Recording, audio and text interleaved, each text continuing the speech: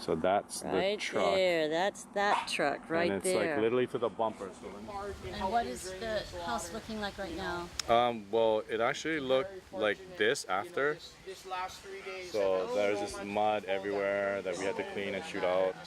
But we cleaned it out. So like the day before yesterday and today, it's actually like livable. It's clean. Yeah, we cleaned all of it out. Yeah. We took a wash back here. every day, I'm just like, oh, when is this gonna end? Oh my gosh. It's just, it feels like it's never gonna end because there's just mud everywhere, literally mud everywhere. Yeah. Went into the house about how many inches is this? I would say maybe like almost about 2 feet. So above my knees, for sure above my knees. I don't know exactly how. Inside the house. Inside the house, yeah. So you can actually see. Look at the water line right there. This is past my waist. Like, look. That's definitely past my waist. Oh wow. Like my waist is like right here. And so everything in your back was just washed away. Yeah, like so Just something in gone. the garage that was like not heavy enough to stay down or wasn't like At least you literally. had a boat. Hop in the boat. Right? Yeah, no, the boat stayed though.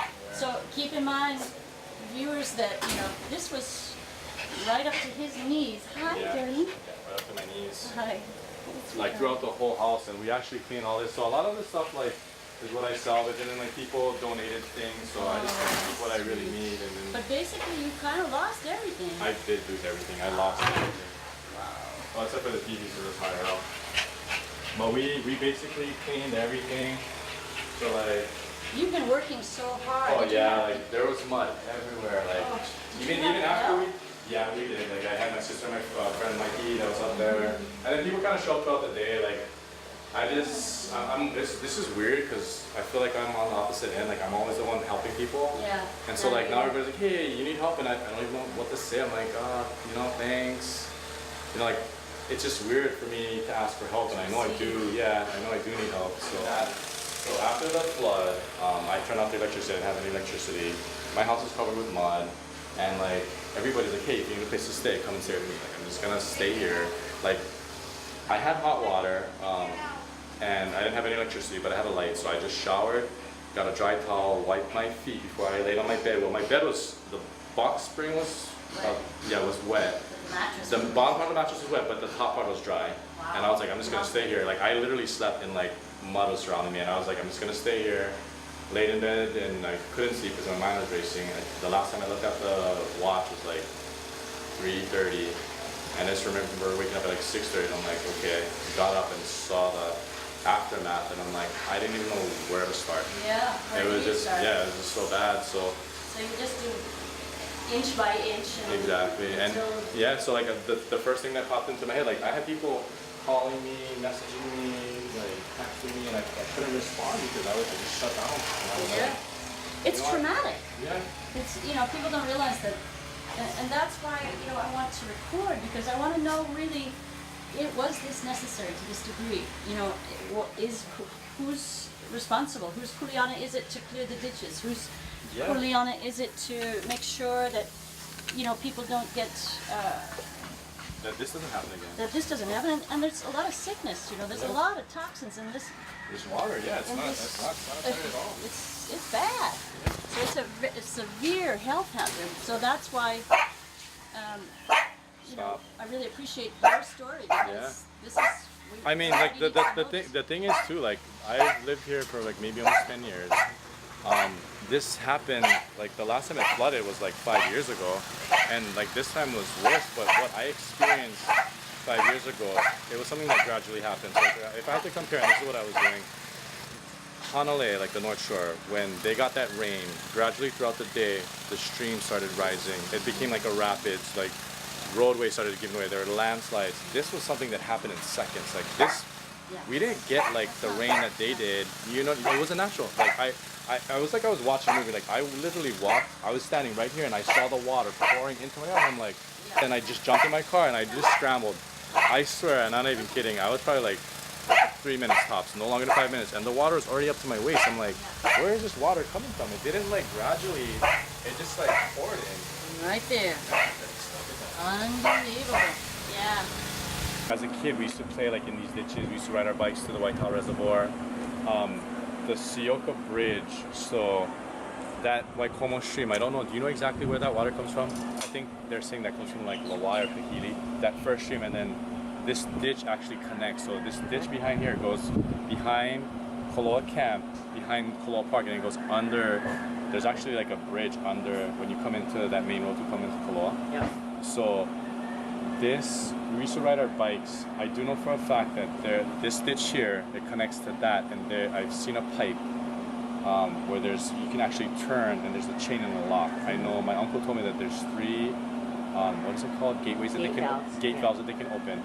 One is right here, which will feed into this ditch behind my house. The other one is up here. I don't know exactly where that one is. And another one is down over at Mahalapu, which will open up and go to, I guess, Mahalapu. That's the one that wasn't open. Oh, okay. The gate valve that was stuck. Right. So with this one, like, if you're asking me what my gut feeling was that the way everything just happened so sudden and so fast, it just didn't seem natural. It didn't. Like, honestly, it didn't. Yeah. And so I'll even give people the benefit of the doubt. Let's just say, you know, the rain started at what, you know, nighttime on Saturday. Was it like midnight or something where it started storming around there? So like you started to see the damage, like, you know, progress in the morning on the North Shore. Like I seen a guy's video where he was looking. He was like he was in front of the bathroom. The pier's behind him, and you can see the 3 trucks there, and he's watching, like he's filming actually, and the road is corroding. Like it's just giving way. It's giving way, and like, you can see the truck slowly like fall in, and then maybe like a half an hour later, the 2 trucks are upside down. One truck is like sideways, and like it, you know, like over a course of time, let's say a half an hour, it started to get worse and worse. This happened in like seconds. Within minutes. 10 minutes. Yeah, 10 minutes, and you saw the video, like the water was like up to my waist, and I'm like, how is this possible? I'm trying to like calculate this in my mind. So like I was watching this all on social media in the morning, and I feel like if the water came from, let's just say Kahili, there's no way that it would have been here 5 o'clock, 5:30 in the afternoon. It would have hit us like at least by lunchtime, the latest. Because, you know, the water's got to travel, and if it is like blocked up by debris or whatever, because the ditches aren't clean, I don't think it would take till the afternoon. So if you're asking me, I would assume that a pipe broke, maybe somebody let water out. I don't feel like maybe because of all the debris, it was backed up for so long, and then all of a sudden at 5 o'clock, it's the water too long to be backed up. Because it would have progressively got worse, not all of a sudden, like you know, it felt like a tsunami just hit or something. You know, like it was just boom, water's up to my waist. And I just remember smelling mud. That's all I remember. Like I was in my bed, I smelled mud, and I woke up to the smell of mud. I'm like, why do I smell mud? I looked at the time, and it was probably like about 5:45.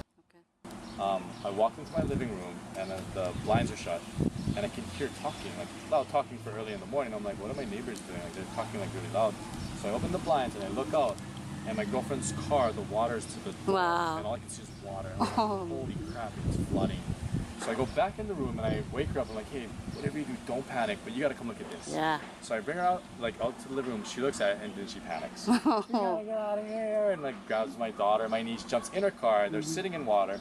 Drives out of this thing, like in the water, gets up to the road, and she can't leave because the water's now raging over this. The water's raging over that bridge, and they're basically sitting ducks. I'm over here with my, you know, my son and my nephew. I'm like, okay, we cannot leave. We gotta like, you know, try to take care of stuff here. So I turn off the breaker, which I tell them to get everything we can and put it up high so it doesn't get damaged, like the electronics, whatever it is. And like we gotta stay until I can like really think of everything that we need to do, then we can leave. So then we leave the house thinking like, okay, the water might just get into the house, and it never got as high as this. Like, So where are you guys staying? I'm staying here because I have nowhere to go. Yeah. I literally have nowhere to go, and so I cannot afford to go rent someplace else because I don't have the finances to do that. And then if it's not furnished, I'd have to buy new beds, couches. It's not an option for me. I have to stay. I have to stay, and I have to make, you know, best with what I have. And I'm fine. This is cool. I live on the beach if I can, but I have a daughter, so I gotta think about her. But do you have any final words, something you'd like to share with other people going through this, or people that are? I just hope that like this situation like never happens again, and that people can actually take responsibility, because you know, like a few of us have to suffer. I get it, you know, because the whole Koloa and Paipu could be underwater. It could be like, you know, the Fluger Dam on a way huger scale. You know, and I get it, I understand, like, so we had to suffer, but you know, hopefully we can never let this happen again, because I mean it's really hard. It's you know, like for somebody like me, I don't own the house, I don't have renter's insurance, so it's a huge loss. No, it's just a total loss. I'm literally starting all over. Total loss. Yeah. Well, the blessing rains have come. More rain. Yeah. Bless you. Bless you. Yeah. Aloha.